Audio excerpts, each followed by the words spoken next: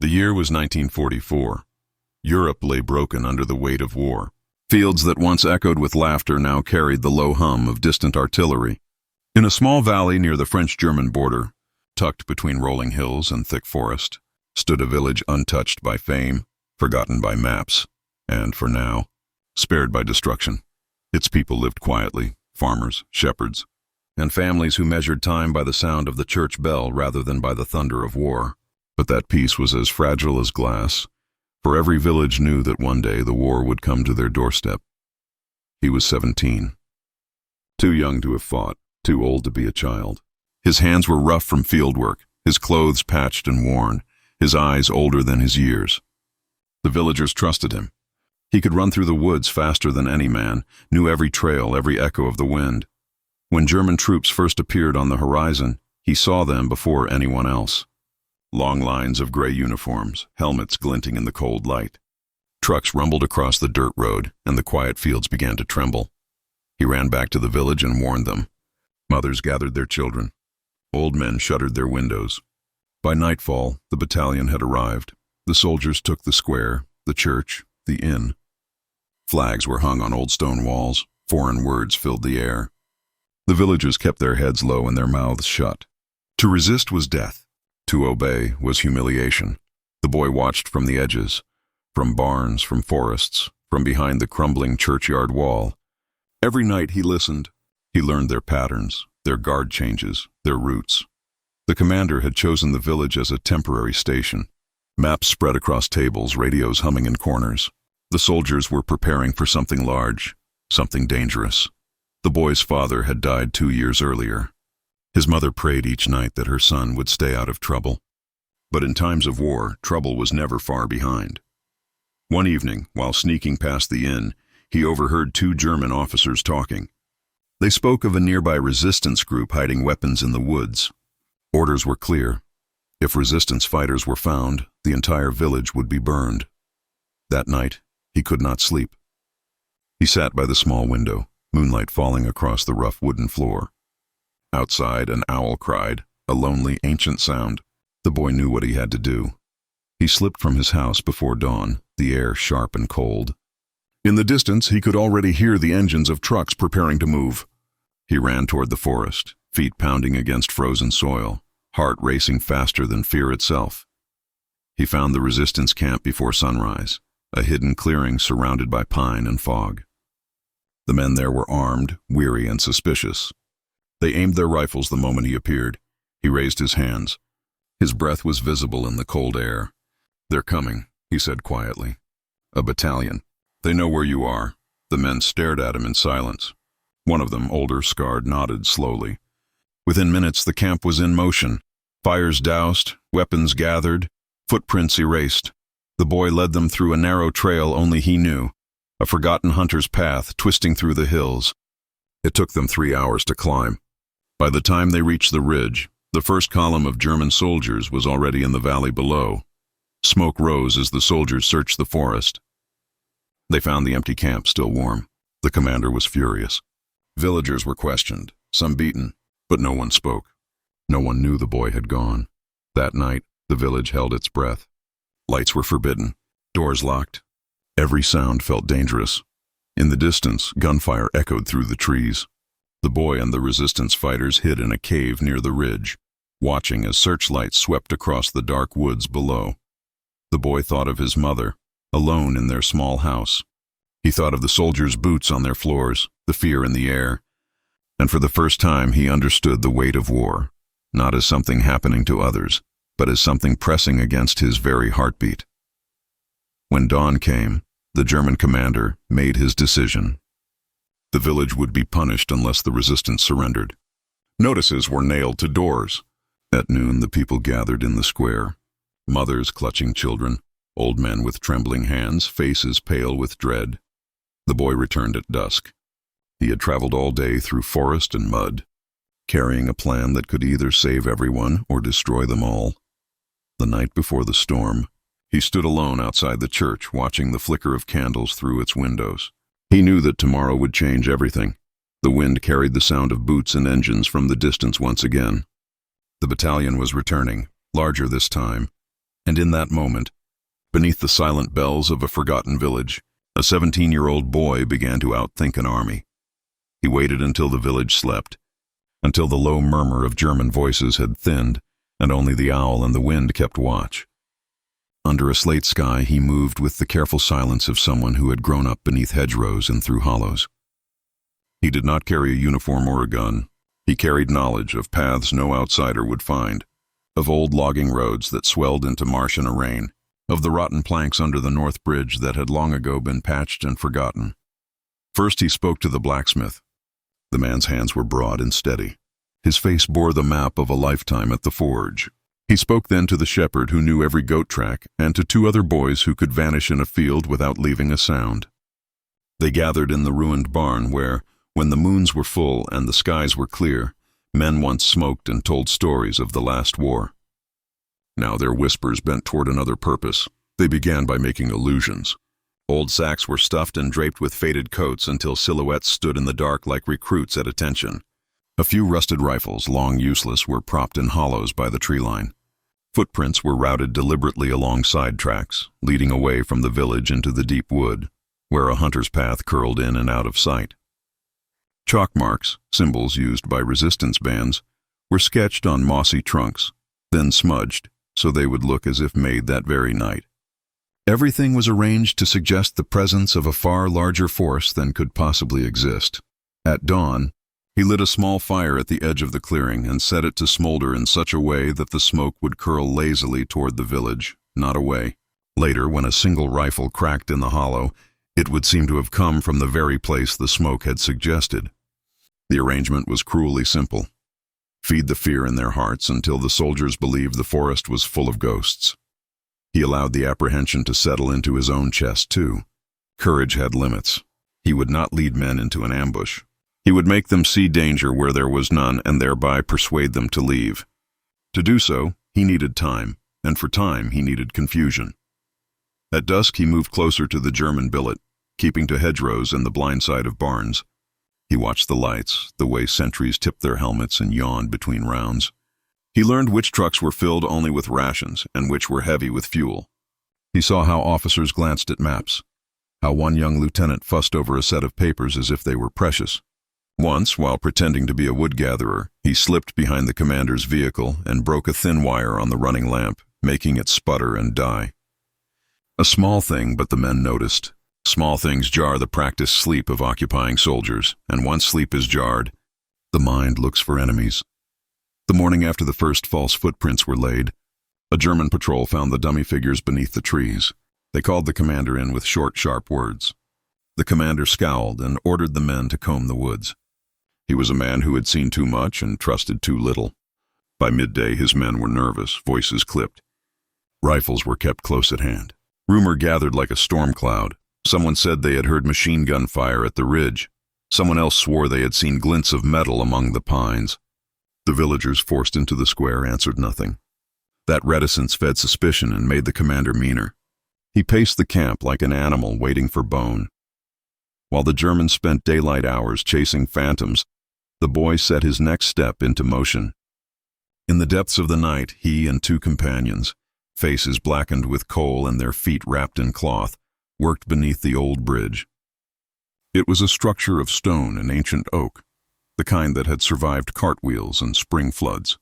Where the beams met, he drove wedges into joints and loosened bolts until the whole frame sang with a new, dangerous elasticity. If a single heavy tank crossed too quickly, the bridge would seize and give. They could not break it outright. That would have been noticed. They could, however, make it fail when put under strain. A second deception involved fire. The village cooper had an old cart of peat and a crate of tar used for roof mending. Under the soldiers' noses, the boys rolled the cart toward the granary where the Germans kept a fuel drum, affixed a small wick, and set it to smolder so that, by nightfall, the air would smell of burning oil. Later, when the drum detonated, the commander would be certain the enemy had developed an incendiary capability and that leaving the camp intact would be dangerous. Days of small disturbances and cold hours of waiting followed. The Germans tightened their watch on the houses at the center of the village. They brought in ropes and kerosene and made lists of names they suspected. In the evenings, soldiers walked the streets. Lanterns out, shouting for traitors. Mothers pressed their children into cellars and watched the soldiers' boots pass like thunder in a tunnel. The boy watched too, but he kept his face blank like the weather. No triumph or victory, only the steady march of what must be done. When the fire took the fuel drum, it worked like a drumbeat of panic. The explosion startled the whole valley, turning ordinary chests into something jagged. Men stumbled and cursed. Horses reared. The commander paced and issued orders in a voice that had an edge of fury. "We are trapped," one of his lieutenants said, his eyes flicking toward the tree line. The commander answered only with a hard look and a scratch of a map. Panic, once seated, breeds haste. Haste makes mistakes. That evening, under a moon thin as a coin, the boy watched the column assemble to leave. Trucks rolled up the main road, engines idling like beasts waking. The commander, believing himself under attack from a hidden force, ordered a retreat to a safer position. He had not yet discovered the crippled bridge. As the lead vehicle rumbled over the old planks, the structure groaned and shifted. The second lorry struck the middle with a heavy clunk, and then the wood gave with a terrible, sudden sound. Timbers snapped like broken bones. The first vehicle sank with a scream into the dark river. Men shouted, running to help, but others fell back, fearful. The commander's face went white in the lantern light, and he barked orders that made little sense. Tires spun on mud. Engines stalled. They were caught on a narrow causeway with the river hemming one side and the village behind them. From the ridge, the boy and his companions watched the confusion turn into panic. The commander ordered his men to abandon the vehicles, to carry what they could, and to break into the hills on foot. The once confident battalion moved like a frightened flock. They stumbled into the stands of trees, leaving behind jerry cans and boots, the smell of oil and sweat mingling with the cold air. The illusion of a large force had become, in a single night, a prison for those who believed themselves hunters. When dawn found the valley, the village emerged, not in triumph, but in a cautious, stunned quiet. Windows opened inch by inch, and people peered out like survivors from a long sleep. There was, at first, disbelief that the battalion had fled. Then smiles widened, and hands reached for one another in the square. Not in jubilation, but relief so deep it felt like grief made visible. The boy walked back through the lanes with mud on his boots and hope in his chest, but he was not content. He had watched men act not as enemies, but as frightened men would, and he knew fear could bend both ways. He had risked everything, and by so doing had bought his village a few more mornings. He had used the land as a shield and the enemy's own caution as a weapon. Yet he understood that the war had not ended, that luck and cunning could not replace the slow turning of armies and supply trains. He returned home at dawn to find his mother at the threshold, clutching a shawl. She looked at him as if seeing a stranger, as if the boy who went to market had become a man forged in a single night. No one gave speeches. They shared bread and milk and the quiet knowledge that tomorrow would demand the same courage they had shown that night. The days that followed brought an uneasy calm. The sky itself seemed uncertain, shifting from gray to pale gold and back again, as if even the heavens were holding their breath. The soldiers were gone, yet the smell of fuel and burnt timber lingered in the air. The villagers repaired fences and gathered scattered tools, but every sound, a crow's call, a door hinge, made them startle. The boy walked the outskirts every morning, tracing the same paths where the battalion had passed. Here and there he found reminders, a torn map, a single glove, an empty cartridge. He collected these quietly and buried them beyond the fields, as if by hiding the evidence he could bury the fear. He knew the commander would not leave this humiliation unanswered. Somewhere beyond the next valley, reports would be written, orders redrafted. They would return. War did not forgive embarrassment. In the meantime, the resistance men came down from the hills to meet him. They were cautious, shadows among trees. One of them, the older man who had first trusted the boy's warning, shook his hand and said only, "You bought us time." They gave him a pistol, small and rusted, a symbol more than a weapon. He took it but did not smile. "They'll come back," he said. "We need to be ready." And so they prepared, not for victory, but for survival. They moved supplies into cellars, covered them with flour sacks. The blacksmith melted scrap into makeshift traps. The baker's wife sewed messages into hems of dresses for couriers who passed through. The village became its own quiet army, its soldiers dressed as farmers and mothers, its generals as shepherds. At night the boy listened to the radio hidden in the priest's attic. The signal was faint, the language coded.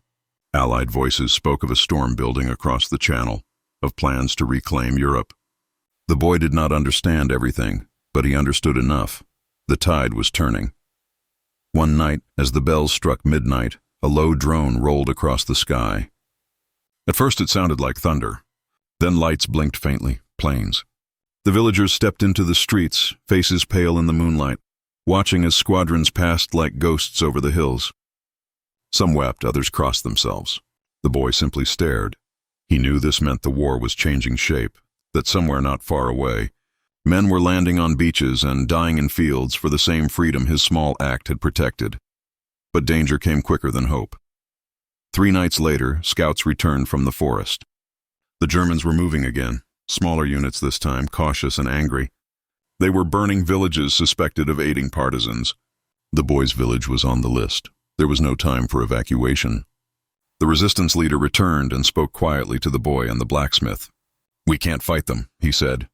"We can only mislead them again." The boy nodded. His eyes were clear, his movements deliberate. He drew a rough sketch in the dirt, the bridge, the fields, the road that led east. "We make them believe the Allies are already here," he said. "That will drive them back." By morning, the plan was in motion. They gathered every mirror, every piece of polished metal from homes. They climbed the hills above the valley and angled the glass toward the rising sun, flashing light across the slopes like the signal lamps of advancing troops. Down in the valley, the Germans saw it and hesitated. At the same time, the shepherds drove their flocks along the ridges, the dust rising like smoke. It looked from below like columns of soldiers on the move. In the woods, the resistance fired sporadic shots, not enough to draw battle, just enough to feed the illusion. The deception worked again. The Germans halted, regrouped, and sent scouts forward. They found nothing, only fields and frightened peasants. The commander grew cautious, suspecting a trap. He decided to withdraw and report to headquarters. By dusk, the soldiers had gone once more. The boy watched them leave, his body trembling with exhaustion. The village, saved again by shadows and imagination, stood untouched. That night, the priest lit candles for the first time in months. People gathered in the square, their faces glowing in the flickering light. They did not speak of victory, only of endurance. The boy stood apart, looking toward the forest. The sound of the river carried faintly from the bridge. He knew this was not the end. Armies moved like storms. One might pass, another would follow. Yet for now, the people could sleep without boots in the street. When the priest approached and asked him to rest, the boy shook his head. "Someone has to keep watch," he said. He took his place by the hill that overlooked the valley, where once he had seen the first column of gray uniforms approach. The air was cold, the stars bright and indifferent. He wrapped his coat tight and sat with his thoughts. He thought of his father, who had fought in another war and never returned. He thought of the German boys he had watched flee in panic, men not much older than himself. And he thought of the morning that would come when all of this would end, when no one would have to trick or hide again. As dawn spread pale across the valley, he closed his eyes for the first time in days. The wind shifted softly through the grass, carrying the faint echo of bells from a distant town, bells ringing for freedom he could not yet see but believed in with all his heart. Spring was turning to summer when the distant thunder of artillery began to echo once more through the valley. But this time the sound was different, heavier, constant, unstoppable. It came not from the east but from the west. The villagers heard it first as a trembling underfoot, a long, steady growl that seemed to rise from the earth itself. Birds fled from the forests. Dogs barked for hours, restless and uncertain. And then, one morning, the boy saw it. Smoke on the horizon, black and rising like a curtain being pulled across the sky. The war was coming back, only now it was not the enemy advancing. These were the Allies. The same voices he had heard whispering through the static of the hidden radio. The same forces that had stormed the beaches far away and were now pushing eastward, liberating village after village. For days, the valley lived in suspended breath. German patrols passed through less often. Trucks rolled past, loaded with supplies heading east. The soldiers no longer marched with confidence. They moved in silence, their uniforms stained with fatigue. Some barely looked up from the road, and then came the order. A small detachment of Nazi troops, desperate and bitter, arrived in the boys' village. They were to hold it, to delay the Allied advance. The commander, thin and pale, had the look of a man who knew the war was already lost, but refused to accept it. He gave no speeches, only curt commands. Machine guns were set up at the crossroads. The church bell was silenced. The villagers were warned. Any attempt to help the Allies would mean execution. That night, the boy met the resistance in the blacksmith's barn. "We can't let them dig in," he said quietly. "If they turn this village into a fortress, the Allies will shell it. Everyone will die." The men nodded. They had no weapons to fight such a force, but they had cunning, and one young mind that had already outwitted an army twice before. The boy's plan was simple and dangerous. At dawn, they would create the illusion that the Allies were already surrounding the village. Fires would be lit on the distant hills, the same as before, while the resistance set off controlled blasts in the forest, mimicking artillery. The villagers would scatter, pretending to flee toward the supposed Allied lines. Panic would do the rest. Before sunrise, they prepared. Smoke pots hidden in barrels, small charges placed under haystacks, torches ready to be lit. The boy stood on the ridge, the same ridge from which he had once watched the Nazis march in proud formation. Now, he would watch them retreat in fear. As the first light broke over the horizon, the valley erupted. Smoke billowed from the hills. Blasts echoed in the woods. Shouts filled the air as villagers ran, crying warnings of Allies. "Allies are here!" The German commander rushed from his post, eyes wide, scanning the hills. He heard what he thought was gunfire, but it was the blacksmith striking iron on an anvil in rhythm, echoing like distant shots. The younger soldiers began to panic. Their radios were dead. The wires had been cut overnight. Rumors spread among them like wildfire that Allied tanks were approaching from the south, that the resistance had seized the roads. Within an hour, the commander gave the order to retreat. Trucks roared to life and the men fled toward the east, abandoning their posts, leaving behind crates of ammunition and half-buried mines. The village was free, not through battle, but through illusion, courage, and the will to survive. But the boy did not celebrate. He stood at the edge of the fields, watching the smoke drift into the sky, his hands trembling. "It's over," the blacksmith said behind him. The boy shook his head. Not yet. He was right. An hour later, the distant sound of engines rolled through the valley once again. The villagers froze, afraid the Germans had returned. But when the first olive-green vehicles appeared on the road, carrying the White Star insignia, a murmur spread. First disbelief, then joy. The Allies had arrived. Soldiers stepped down from jeeps and trucks, their boots raising dust that glowed golden in the morning light. The villagers poured into the streets, laughing, crying, embracing one another. A British sergeant took off his helmet and smiled, saying something no one understood, but everyone felt.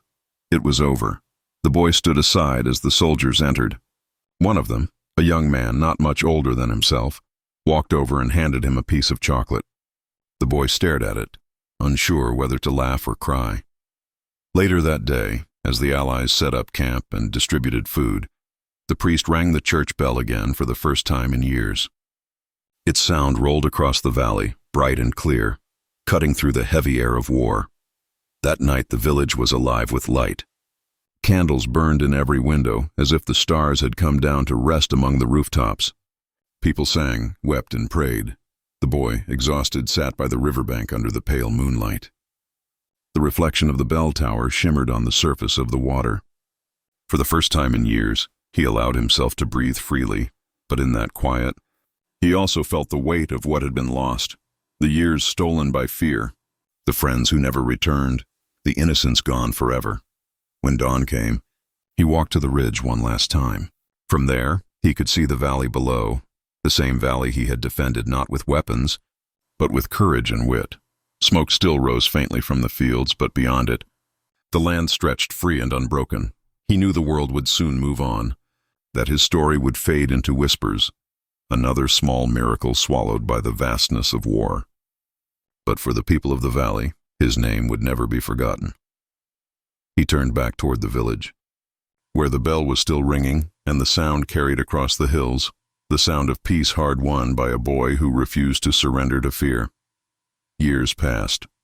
The war ended, but its echoes lingered in every field, every ruined wall, every quiet evening when the wind blew through the valley. The boy, now grown, carried on with the same stillness he had learned during those dark years. The stillness of waiting, watching and hoping. The soldiers left. The Allied flags were lowered, and the world began to rebuild. New roads were paved, new families born, but the scars of the war remained, carved not only in the earth, but in the memory of those who survived. The village was no longer the frightened, shadowed place it had once been. The laughter of children filled the air again. The bell rang freely, and the fields that had once hidden smoke and gunfire now blossomed with wheat and sunflowers. Yet, every year on the anniversary of liberation, the villagers gathered in the square with candles.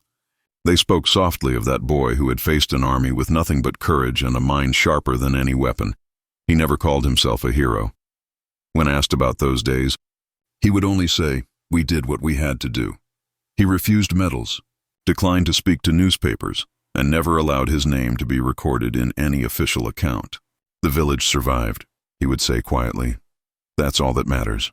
He grew older, tending to his family's land, fixing the same fences he had once used to hide messages and fuel cans. To outsiders, he was an ordinary farmer, quiet and humble. But to those who had lived through that time, he was the reason they could still hear their children laugh, the reason their homes still stood.